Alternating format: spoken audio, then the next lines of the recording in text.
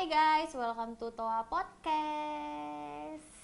Kita itu satu-satunya produsen vaksin dan antisera di Indonesia. Kita memanfaatkan bagaimana di dalam itu ada kekuatan yang cukup besar ya di generasi milenial itu, maksudnya sih nggak kita bina, nggak kita bangun engagement 2 atau 1 bulan sekali. Jadi manajemen mengundang seluruh karyawan gitu, ada yang disekolahkan ke luar negeri dikasih beasiswa gitu, dibikin kaos. Ini merupakan alat campaign kita mengenai target perusahaan biar infonya sampai ke seluruh level karyawan tuh, saking kayak gitunya nih. Inovasi Jadi dari atas ke bawah maupun dari bawah ke atas itu jalurnya kebuka gitu untuk komunikasi dan menyampaikan aspirasi.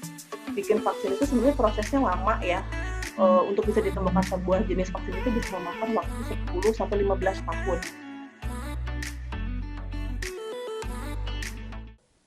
Guys, kalian pernah dengar gak sih PT Bio Farma Persero? PT Bio Farma Persero ini belakangan mencuat ketika wabah COVID-19 mulai merebak di Indonesia. BUMN ini ditugasi oleh pemerintah untuk melakukan riset dalam hal kebutuhan keperluan produksi vaksin COVID-19. Yuk kita mengenal lebih dekat BUMN spesialis vaksin ini yang ternyata sudah berdiri sejak tahun 1890.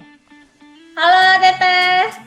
Hai Mbak Desi, apa kabar? Perkenalkan diri nggak Teh? Boleh, saya Yuni Miansari, bisa dipanggil Yuni. Saya bekerja di bagian Corporate Communication Bio Farma. Oke, langsung kita mulai ya Teh.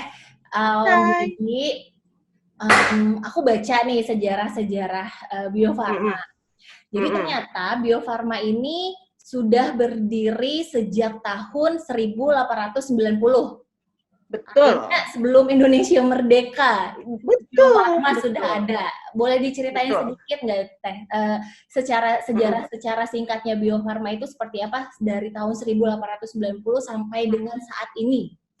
Ya, jadi benar banget Bio Farma ini berdiri di tahun 1890, tepatnya 6 Agustus 1890. Berarti tahun ini usia Bio Farma itu adalah 130 tahun ya. Merupakan salah satu BUMN dengan usia yang cukup mature ya, bukan mature lagi kali ya, udah ini banget tua gitu ya. Nah, jadi sejarah Bio Farma ini bisa dibilang sama dengan sejarahnya bangsa Indonesia gitu ya. Jadi pada saat kita berdiri itu 6 Agustus itu Indonesia sedang dijajah oleh bangsa Belanda ya. Jadi pada saat itu yang memimpin Bio Farma adalah orang yang berkebangsaan Belanda.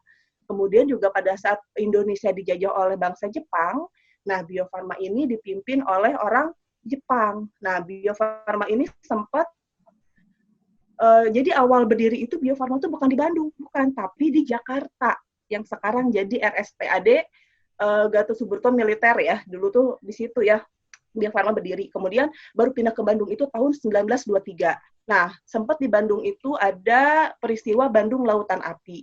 Nah, karena tidak ingin Bio Farma, lembaga Bio Farma ini ikut terbakar, ikut di bumi hanguskan, maka sempat pindah ke Klaten, Jawa Tengah, sekitar tahun 1941. Nah, setelah di Bandung kondisinya kondusif lagi, baru Bio Farma itu pindah lagi ke Bandung sampai dengan sekarang. Itu deh kurang lebih ceritanya. Oke, Bandung itu memang di Pasteur ya Teh, enggak? Ya, di Jalan Pasteur. Oke. Ya. Karena kalau kita lihat bangunannya sendiri tuh memang udah identik banget. Iya, bangunan Bio Farma itu adalah salah satu heritage di Kota Bandung, jadi kita tidak boleh mengubah bentuk asli. Jadi harus dipertahankan bentuknya seperti itu, fungsinya terserah mau dipakai untuk apa aja. Kalau sekarang dipakai untuk ruang direksi beserta sekretaris ya, gitu. Tapi bentuknya nggak boleh diubah. Kalau diubah kita harus minta izin dulu sama pemerintah. Gitu. Jadi memang benar heritage. Oke. Ya, dan nama Bio Farma itu sebenarnya ganti-ganti. Jadi awalnya Park Fasinogen, sempat Landskapuk Inrichting and Institut Pasteur, sempat namanya waktu dijajah sama bangsa Jepang Bandung Buki Kenkyuso karena udah pindah ke Bandung. Baru ganti nama PT Bio Farma dari tahun 97 sampai sekarang. Gitu. Jadi namanya juga ganti-ganti, ada kali kurang lebih 10 sampai 11 pergantian nama Bio Farma tuh.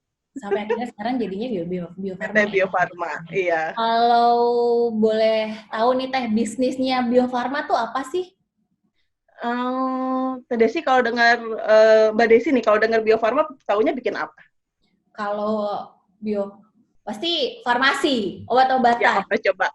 Tuh kan, pasti kalau dengar Bio Farma pasti disangkanya bikin obat, padahal kita nggak bikin obat. Kita itu satu-satunya produsen vaksin dan antisera di Indonesia. Itu jadi satu-satunya kita produsen satu-satunya vaksin dan nggak ada antisera di saingannya berarti Indonesia. ya Teh?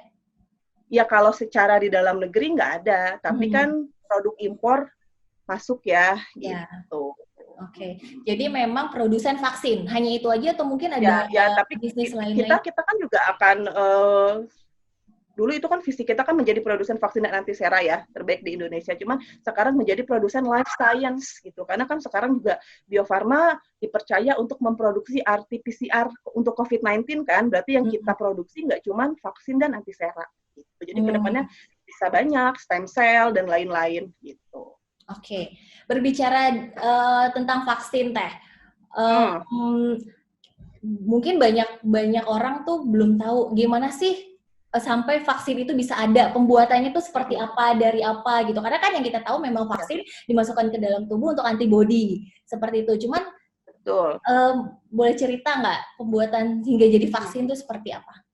Oke, ini secara singkatnya aja ya. Jadi sebenarnya vaksin itu berasal dari virus dan bakteri yang sudah dilemahkan, kemudian diberikan ke dalam tubuh untuk merangsang pembentukan kekebalan sehingga kita akan kebal terhadap penyakit tertentu, gitu ya. Jadi bisa dibilang kita itu berurusan sama makhluk halus.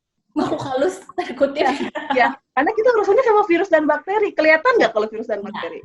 Nggak kelihatan kan, cuman kelihatan lewat alat-alat tertentu gitu ya, kayak mikroskop segala macam. Nah, jadi yang kita lakukan adalah melemahkan dulu si virus dan bakterinya itu, gitu ya, sehingga nanti bisa aman dimasukkan ke dalam tubuh. Jadi yang pertama itu si virus dan bakterinya akan kita tanam di sebuah media, ya. Nah, proses pembuatan vaksin itu bisa memakan waktu berbulan-bulan. Beda kalau obat dalam sehari bisa memproduksi puluhan ribu butir. Nah, kalau vaksin itu karena kita ada proses menanam, menumbuhkan, kemudian memanen, kemudian nanti kita akan lakukan untuk inaktivasi agar si virus dan bakteri itu menjadi lemah, gitu ya, tidak berbahaya, sampai ke packaging itu bisa memakan waktu 3, 6, bahkan 1 tahun. Gitu. Lama, cukup lama. Makanya kalau untuk kayak pemerintah ini kan Bio Farma ini memenuhi kebutuhan vaksin ya di Indonesia gitu untuk imunisasi dasar. Itu biasanya permintaan itu datang di tahun sebelumnya gitu. Jadi Bio Farma tahun depan produksi sekian vaksin ya untuk bayi baru lahir, untuk wanita usia subur itu. Karena bikin vaksin itu ya nggak bisa dalam waktu sehari 2 hari, tapi butuh waktu ya berminggu-minggu bahkan berbulan-bulan. Oke. Ngomongin kebutuhan, tadi Teteh sempat singgung kebutuhan dalam negeri untuk vaksin. Sebenarnya kebutuhan vaksin di Indonesia itu seperti apa sih Teh? Let's say kayak gini, kalau kota-kota besar vaksin itu udah tahu lah, kita ke rumah sakit vaksin gitu. Cuman kalau misalnya mungkin ke daerah-daerah terpencil, apakah kebutuhan vaksinnya itu seperti apa? Dan ya karena Bio Farma produsen, distribusinya juga seperti apa dengan kebutuhan-kebutuhan yang ada di Indonesia? Jadi ini kan kita dapat permintaan itu dari pemerintah ya, gitu. Jadi pemerintah akan memprediksi misalkan tahun ini akan ada sekian juta bayi lahir, ya, sehingga membutuhkan berapa vaksin. Kemudian ada wanita usia subur, karena kan vaksin itu sebenarnya nggak cuma buat bayi ya, dari mulai bayi sampai dewasa. Cuman ada yang namanya imunisasi dasar yang memang wajib ya, yang disubsidi oleh pemerintah kemudian diberikan kepada masyarakat. Secara distribusi sebenarnya Bio Farma itu hanya bertanggung jawab sebagai di Dinas Kesehatan tingkat provinsi. Nanti dari Dinas Kesehatan tingkat provinsi yang akan mengatur untuk penyebaran vaksin di wilayahnya. Kayak gitu. Oke.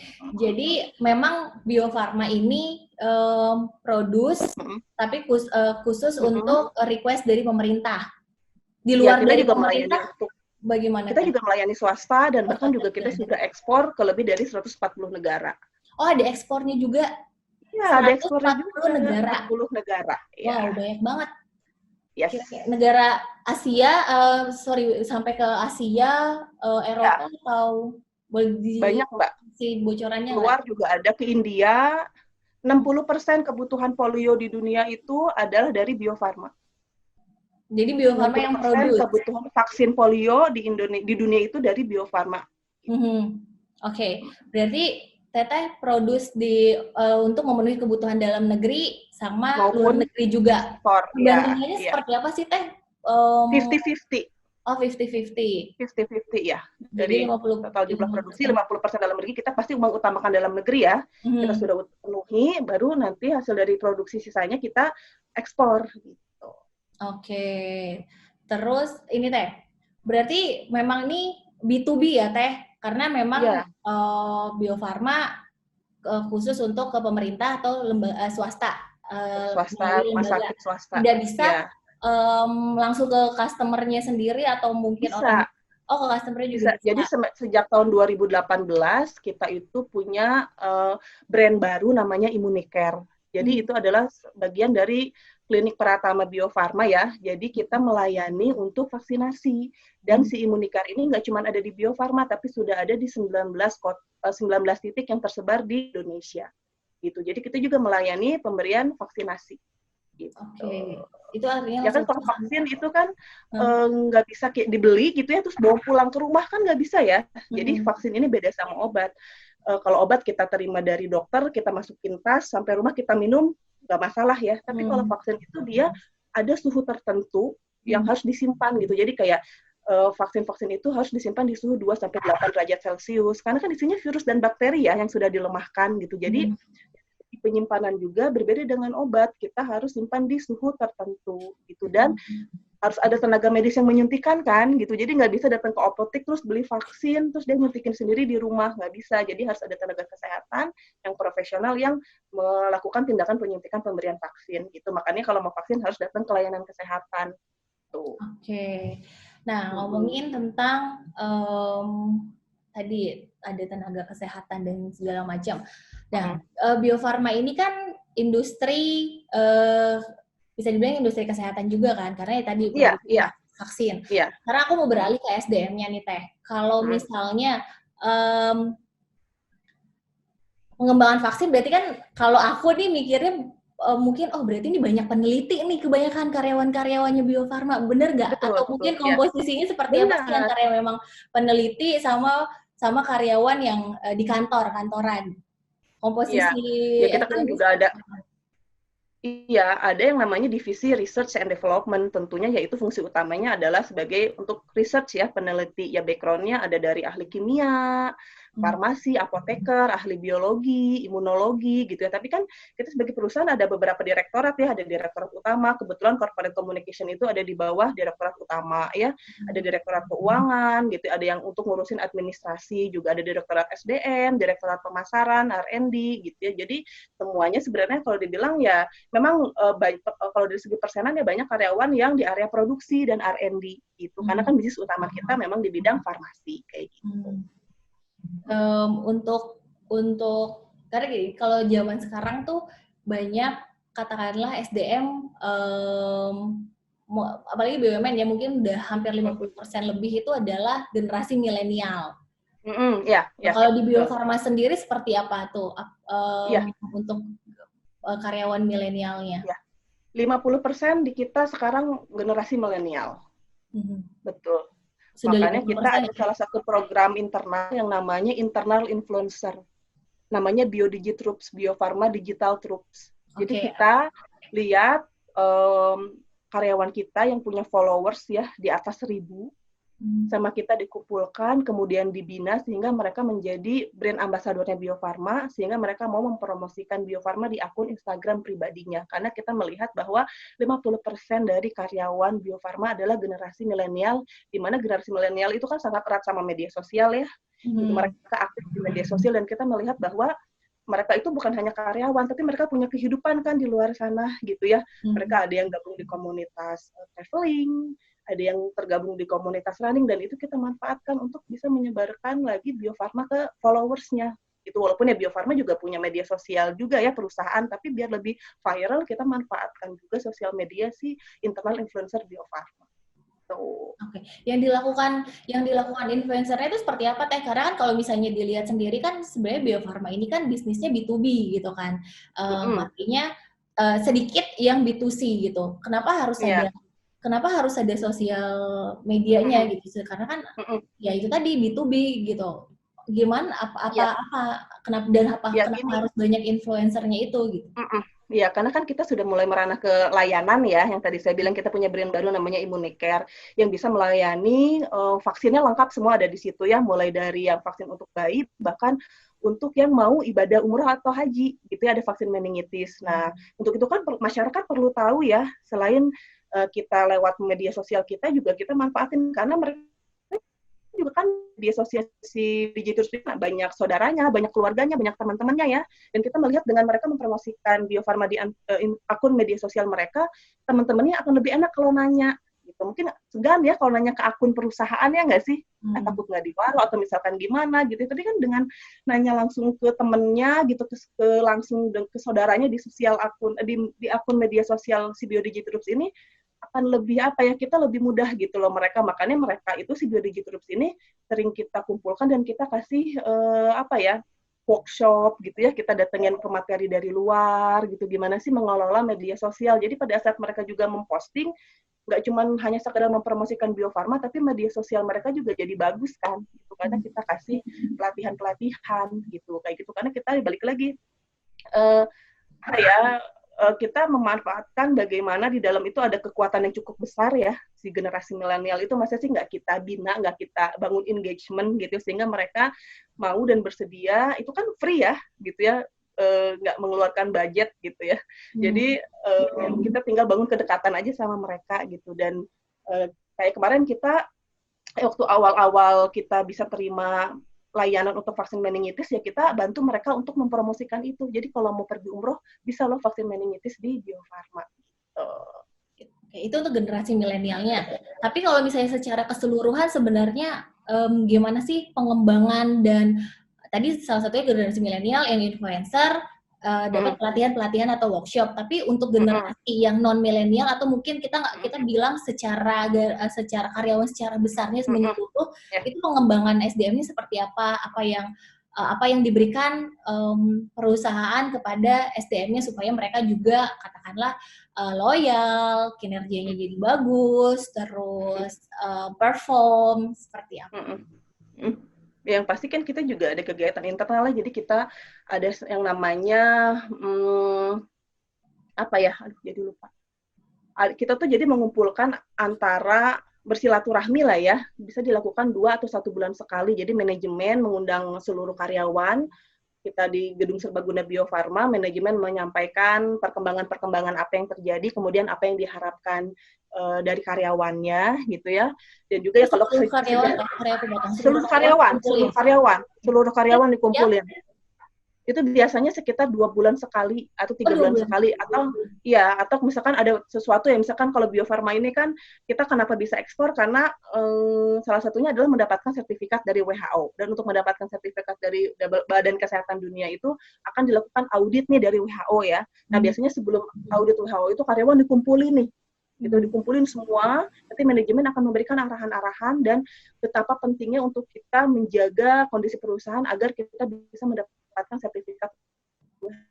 Karena kan dengan kita bisa ekspor, itu akan juga menambah kesejahteraan si karyawannya, gitu. Selain itu ada apa lagi Teh? Selain, kalau Teh ngomong manajemen ngumpulin karyawan itu maksudnya ke komunikasi, cuman pengembangan dirinya dari setiap karyawan itu apa yang perusahaan lakukan? Kalau ya yang pasti training ya, sesuai dengan kebutuhan mereka di setiap bagian ya, gitu. Ada yang disekolahkan ke luar negeri dikasih beasiswa gitu ya, ada yang di dalam negeri itu kan dikasih beasiswa pasti seneng ya gitu ya, tidak usah mengeluarkan uang pribadi tapi juga lumayan gitu ya gitu. Nah ini kalau ini ya bisa lihat nggak, ini kaos yang saya pakai nih, ini 338. Ini tuh adalah target revenue RKAP Bio Farma 2020. Kenapa dibikin kenapa dibikin kaos? Ini merupakan alat campaign kita mengenai target perusahaan biar infonya sampai ke seluruh level karyawan. Tuh saking kayak gitunya nih. Nah, ini baju kaos itu dipakai ya kalau misalkan kita kumpul ada kegiatan apa dipakai gitu. 3.38 ya, ini tuh adalah target revenue RKAP 2020 Bio Farma. Nah. Dalam hitungan apa? 3,38? Apa ya? Dan itu kaos diberikan kepada karyawan. Seluruh karyawan, iya. Gitu Dipakai kayak sekarang kalau nih, momen ada perkumpulan-perkumpulan itu ya. kumpulan, iya. Terus dan memang ya kita juga ada liburan ya, liburan yang dikasih sama perusahaan untuk karyawan dan beserta keluarganya setahun sekali gitu ya. Itu kan jadi tenang ya, jadi nggak cuma karyawannya aja yang ditreatment, keluarga karyawannya bukan seneng nih, laki gue, istri gue kerja di Bio Farma enaknya jadi bisa jalan-jalan gratis gitu, bahkan ke luar negeri gitu ya, ke Singapura gitu kan. Oke. Terus, Nah, terus itu kan ya. ya, Itu boleh kan nambahin lagi kayak sekarang lagi COVID-19 kayak gini ya, mhm. kita itu bisa, saya sendiri yang nerima 2 atau 3 bulan sekali itu dikasih hand sanitizer dan masker dari Bio Farma. Luar biasa. Dikasih, itu Oke. diberikan luar biasa. Itu adalah perusahaan yang berikan kepada karyawan. Tapi kalau misalnya karyawannya sendiri harus apa sih kepada perusahaan atau kepada Bio Farmanya ini? Tuntutannya Ya harus seperti apa? harus bekerja dengan baik. Ada ukurannya nggak Teh? Misalnya ukuran ketika dikasih ini ya berarti feedbacknya harus seperti ini ya. Ukuran setiap karyawan untuk performnya itu seperti apa? Ya kan ada penilaian kinerja ya, gitu mencapai target atau enggak, pekerjaannya terselesaikan nggak sesuai dengan waktu yang diberikan gitu ya. Indikatornya kan memang jelas gitu ya. Jadi itu yang membuat kita juga jadi ya malu juga ya, perusahaan udah segitu baiknya masa sih kita nggak bekerja dengan baik gitu. Karena memang ya kayak apa ya, reward and punishment-nya jelas gitu. Kalau memang misalkan nih terlambat lebih dari 5 kali dalam setahun, ada pembagian bonus misalkan gitu ya, segala macamnya semuanya reward dan punishment-nya jelas gitu. Jadi kitanya juga pekerjanya tenang gitu karena perlakuannya adil gitu yang diberikan oleh perusahaan. Sebanding lah ya. Oke, Sebanding. karena aku mau ngebahas tentang komunikasinya. Tadi bagus banget. Manajemen setiap 2-3 bulan sekali mengumpulkan seluruh karyawan, menginformasikan tentang update ya tentang manajemen perusahaan. Gitu. Itu adalah komunikasi secara internalnya dari atasan ke bawahan. Terus kalau sebaliknya seperti apa Teh? Kalau misalnya komunikasinya, karena kan itu maksudnya kayak komunikasi interpersonal dong, gimana ketika atasan komunikasi dari atasan ke bawahan dan bawahan ke atasan atau mungkin sejajar sesama karyawan itu berhasil atau mungkin ada feedbacknya. Itu kalau komunikasi interpersonalnya seperti itu, berarti kan komunikasi interpersonal berjalan baik. Tapi kalau untuk di Bio Farma dari bawahan ke atasannya seperti apa sih? Atau ada gap-gapan, enggak sih, silo seperti itu?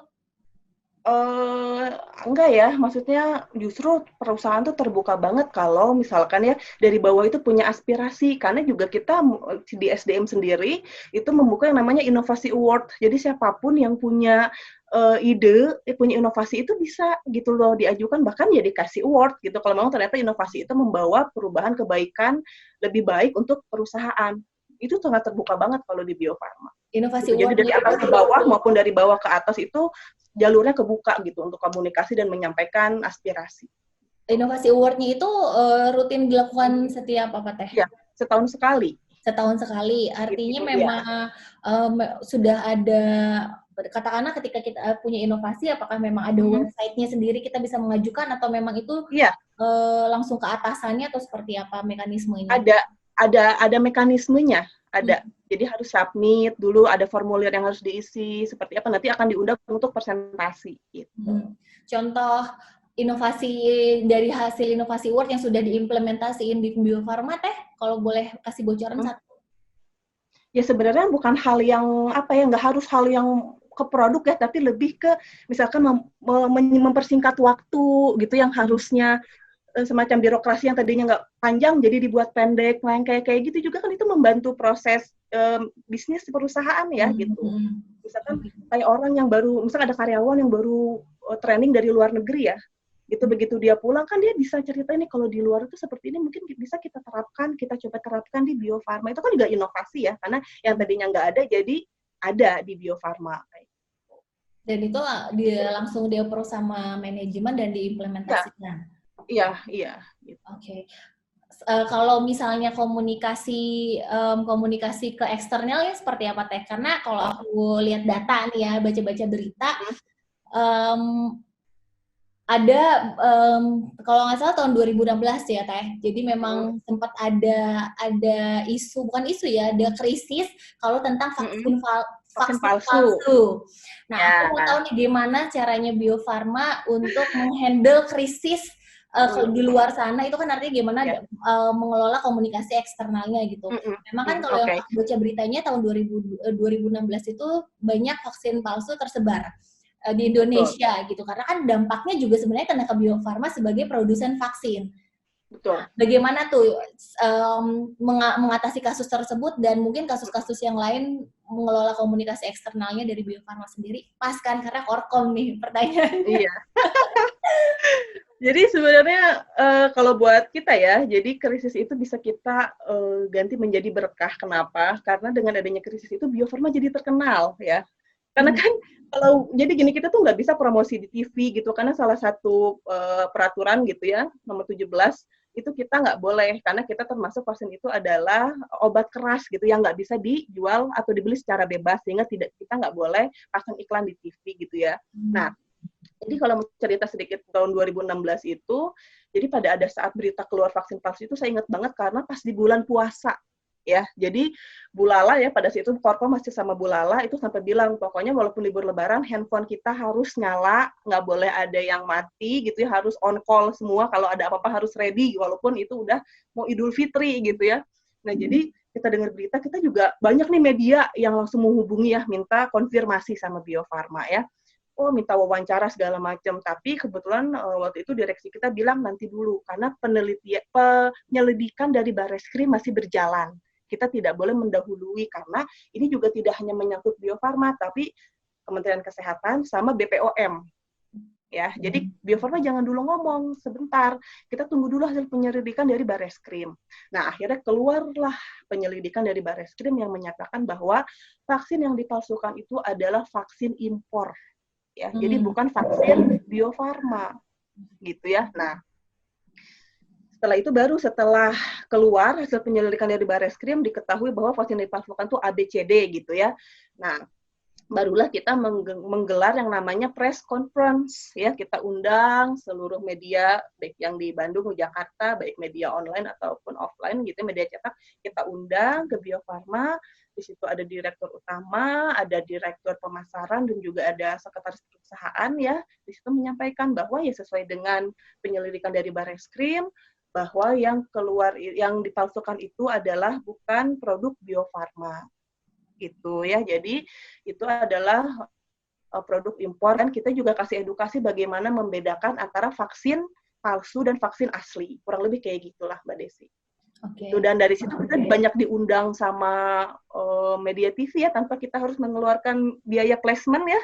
Gitu. Karena kita lagi seksi banget gitu ya, gitu. Jadi bahkan saya sempat nonton juga di Mata Najwa, waktu itu masih di Metro TV ya, sampai ada orang di situ audiensnya adalah para orang tua yang anaknya menjadi korban vaksin palsu. Sampai bilang gini, ya kita nggak tahu ada Bio Farma. Kalau kita tahu bahwa di Indonesia itu punya Bio Farma, ya kita pasti menggunakan vaksin dari Bio Farma. Karena pada saat kita vaksin, dokter nggak nanya mau pakai vaksin dari mana. Gitu. Jadi akhirnya nama Bio Farma ke-mention terus kan. Akhirnya ya orang tahu deh Bio Farma gitu. Ambil momen. Jadi momen nih gitu. Asalkan ya kita, jadi kalau ada krisis gitu, misalkan kita banyak nih, udah banyak media yang nyecer nanya, kita juga harus tenang dulu gitu ya. Kita harus lihat kondisi dulu gitu, baru tahu kapan waktunya kita untuk maju untuk ngomong ke media gitu. Oke.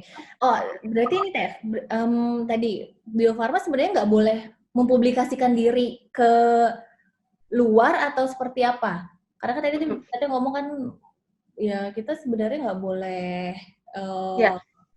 itu tadi nggak boleh tidak boleh beriklankan diri gitu. Iya, nggak boleh, karena Permenkes ya nomor 17 tahun 1780 apa 87 saya lupa ya. Jadi memang ada pembatasan untuk beriklan bagi produk-produk yaitu yang tidak dapat dipergunakan secara bebas oleh masyarakat gitu ya, kayak makanan, minuman gitu ya. Kita kan nggak bisa karena kita termasuk dalam obat keras gitu yang penggunaannya harus diberikan oleh tenaga kesehatan khusus. Jadi yang bisa kita lakukan apa? Paling bikin iklan layanan masyarakat terkait pentingnya vaksin. Gitu. Kita nggak boleh misalkan gunakanlah vaksin hepatitis B buatan Bio Farma. Nah itu tuh nggak boleh. Itu udah ada aturannya. Gitu. Jadi Bukan ke kalau bikin iklan produknya ya, layanan tapi masyarakat, ya manfaatnya. tapi kalau ya iklan layanan masyarakat boleh. Misalkan vaksin itu pentingnya apa sih, fungsinya vaksin apa, nah itu boleh. Gitu kan edukasi bentuknya ya, itu boleh. Gitu. Berarti Makanya, lumayan ya anggarannya mengurangi untuk biaya iklan di media ya. tapi kan kita tetap dong harus punya strategi lain ya. Jadi suka roadshow ke sekolah-sekolah, misalkan gitu ya, kita edukasi, kita bikinlah kemas acara yang menarik gitu ya, roadshow full to school, kita punya program itu ya, roadshow full to school, jadi kita ke sekolah-sekolah, karena vaksin ini kan banyaknya juga isu halal haram ya, jadi kita datang ke pesantren-pesantren yang ada di Jawa Barat, kita juga udah ke Jawa Timur, ke Jawa Tengah, kita juga lihat mana sih yang cakupan imunisasinya rendah, itu yang perlu kita edukasi itu. Oke, kenapa ada isu vaksin halal dan haram? Sebenarnya isu vaksin itu nggak cuma ada di Indonesia, tapi di negara-negara lain juga ada, cuman beda-beda isunya. Kalau di negara lain ada yang terkait keamanan, ya, ada yang terkait depopulasi. Nah, mungkin karena di Indonesia ini adalah mayoritasnya Muslim, ya, jadi mungkin banyaknya isunya terkait adalah halal haram, gitu. Sebenarnya intinya vaksin itu dibuatnya dengan bahan-bahan yang halal kan? Ya, dengan toyib. Iya, halal dan aman insya Allah. Bahas tentang PCR COVID-19. RT-PCR ya. Ya, jadi itu juga banyak di berita-berita Teh. Bio Farma sudah bisa ini berdasarkan berita yang aku baca ya, nanti akan muncul. Ya. Bio Farma sudah membuat 50.000 100.000. Ah? 100.000. Oh, udah 100.000 PCR, RT-PCR. RT-PCR, ya. RT-PCR. Pertama adalah aku mau tanya, jelasin dulu, saya RT-PCR itu apa dan sudah didistribusikan kemana aja itu PCR-nya? 100.000 tuh kok seminggu ya? 100.000 itu sudah kita produksi, ya sudah disebarkan sekarang tuh. Oh, jadi sudah mulai produksi 100.000, sudah memproduksi 100.000, oke. Iya. Sudah tersebar di seluruh Indonesia. Iya, di rumah sakit dan lab yang sudah ditunjuk itu oleh pemerintah gitu. Yang udah ditunjuk oleh pemerintah itu yang kita sebarkan. Nah, itu kan kita ini gratis ya. Nanti setelah itu baru kita bikin untuk komersialisasi gitu. Tapi artinya semua apa ya, mungkin bahan baku lah atau apa memang sudah siap, tinggal pembuatannya aja atau seperti apa? Tinggal produksinya. Tinggal produksinya aja. Nggak tahu kapan ya kita mau bocorin ngomong di sini. belum ada statement itu kan baru mampu memproduksi 50.000 gitu. Belum ada statement lagi kapan gimana. Jadi memang mampu tapi belum tahu kapan direalisasikannya. Iya. Oke. Terus aku juga kalau gitu katakanlah PCR nanti masih dalam produksi. Tapi kalau misalnya terkait vaksin Teh, khususnya apalagi sekarang ini lagi COVID, orang-orang tuh bahkan di dunia tuh pasti akan ngomongin vaksin COVID gitu. Nah, kalau dari Bio Farma sebagai perusahaan yang produce vaksin, gimana nih terkait vaksin COVID, apa yang sudah dilakukan atau mungkin apa yang akan dilakukan gitu? Ya sebenarnya kan si vaksin ini nggak cuma Bio Farma aja ya, semua lembaga vaksin di seluruh dunia tuh lagi berlomba-lomba ya untuk memproduksi vaksin. Nah cuman kan strain virus setiap negara itu beda-beda tergantung lingkungannya kan. Nah ya memang saat ini juga Bio Farma bekerja sama dengan lembaga-lembaga lainnya untuk mengarah ke sana. Kita berharap dalam waktu dekat kita bisa memproduksi vaksin COVID-19 ini karena sebenarnya perlu Mbak Desi ketahui bikin vaksin itu sebenarnya prosesnya lama ya. Untuk bisa ditemukan sebuah jenis vaksin itu bisa memakan waktu 10-15 tahun. Ya cukup lama. Karena kan kita harus cari si strain bibit vaksin atau si virusnya itu ya harus yang tepat gitu ya. Nah itu merupakan hal yang tidak mudah gitu. Jadi kita ada upaya ke sana, cuman mungkin perjalanannya masih agak panjang ya gitu karena tidak mudah berurusan dengan virus dan bakteri gitu. Yang jelas kita sudah bekerja sama dengan berbagai lembaga terkait agar bisa segera menemukan si vaksin COVID-19 itu. Lembaga terkaitnya kalau boleh tahu Teh? Ya diantaranya lembaga Eijkman, kan? di bawah Kementerian Kesehatan ya, lembaga Eijkman. Di dalam negeri aja atau mungkin bahkan ke luar negeri juga? Ya, ada yang keluar juga, ada beberapa. Karena kalau dari berita yang aku baca, muncul Ya. lagi beritanya set. Ya. Di sini Bio Farma ini bekerja sama dengan lembaga di bawah lembaga Bill Gates untuk betul. membuat vaksin dari COVID-19. Betul. Jadi bekerja sama dengan lembaga internal dalam negeri maupun luar negeri gitu. Masih dalam produksi ya, Teh? Proses penelitian. Proses penelitian. Iya. Oke. Nah, tadi bilang pembuatan vaksin itu tidak sebentar, 10 sampai 15 tahun. Itu penelitiannya ya untuk ditemukan sebuah jenis vaksin. Oh, itu penelitiannya bisa penelitiannya. 15 tahun. Nah, aku juga punya berita nih, semua berita set. Jadi di sini ada statement kalau Bio Farma bisa 2 sampai 3 tahun lebih cepat untuk menemukan vaksin COVID-19. Ya, kalau seperti itu ada beberapa. Kenapa bisa lebih cepat? Kalau bisa lebih cepat itu kalau ada sinergi dengan lembaga-lembaga lain gitu ya. Di saat ada sinergi dengan lembaga lain ya insya Allah akan lebih cepat. Dan juga ada beberapa prosedur karena kita dalam kondisi darurat, mungkin ada beberapa prosedur yang biasanya harusnya sekian tahun ya karena ini darurat harus segera gitu. Ada emergensi gitu, ada emergensi prosedur yang memang mungkin ada tahapan yang bisa dilewati tapi masih aman gitu sehingga bisa lebih cepat lagi. Oke, ini aku baca ya. Bio Farma perkirakan vaksin corona bisa ditemukan 3 tahun lebih cepat. Artinya kenapa lebih cepat itu karena memang ada kerjasama dengan berbagai lembaga. Iya, betul. Lembaga lain artinya Bio Farma tinggal meneruskan atau mungkin dari awal ikut penelitiannya lagi atau seperti apa, Teh? Ya kan bisa ada konsorsium gitu kan ya. Nah di konsorsium itu ya Bio Farma sudah mulai terlibat gitu. Nanti diproduksinya vaksinnya adalah di Bio Farma. Gitu. Selanjutnya yang untuk request atau PCR yang mau akan diproduksi ini belum ada requestnya atau belum?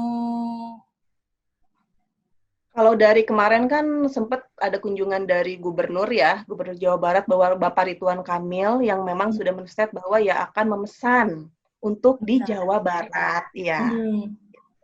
Jadi memang sudah ada yang request ya untuk PCR. Ya, sudah karena kan kalau dari segi kan selama ini tuh RT-PCR itu impor ya. Impor itu berarti harganya jauh lebih mahal.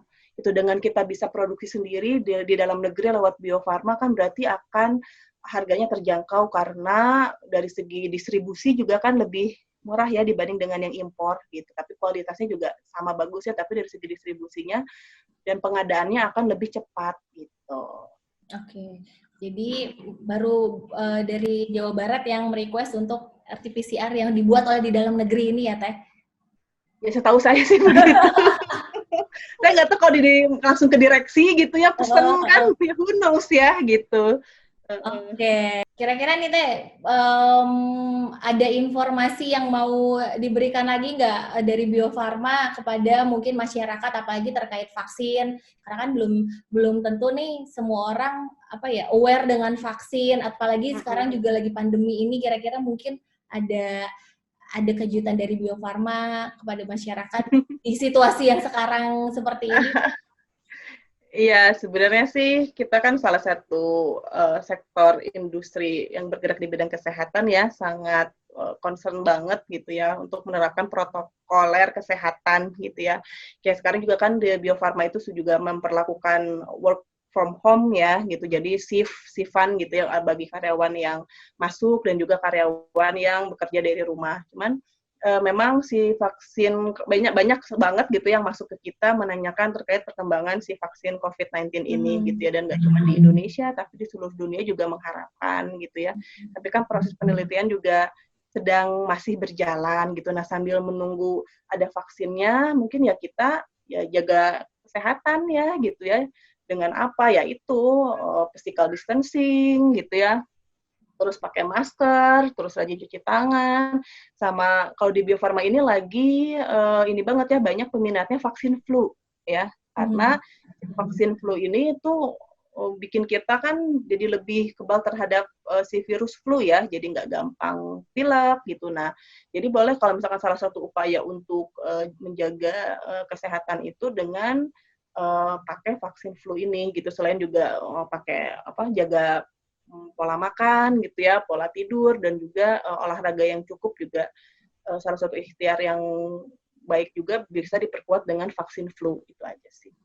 Bisa vaksin flu langsung ke Bio Farma berarti ya Teh? Bisa gitu. Baik, Bisa kalau buat orang baik Bandung pribadi di Bio ataupun Farma. korporasi juga bisa.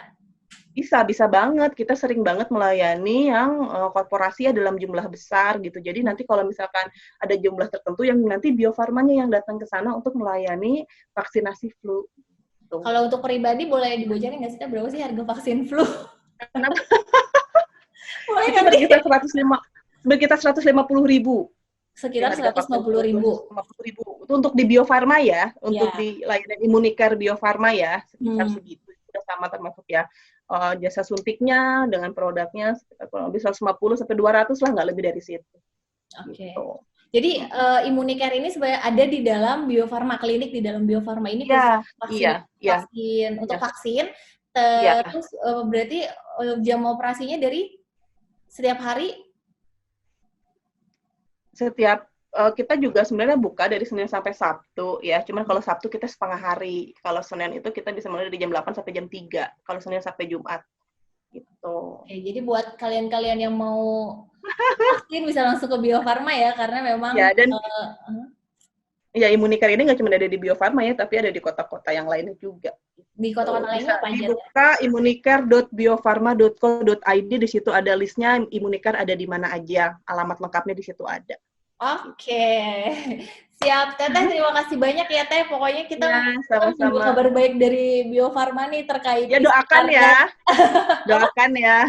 Iya, siap. Doakan. Dan tentang RT-PCR-nya juga mungkin nanti kedepannya adalah vaksin untuk COVID.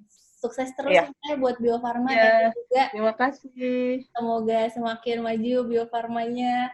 Oke. Amin. Oke, Teh. Terima kasih, Teteh. Bye-bye. Dadah.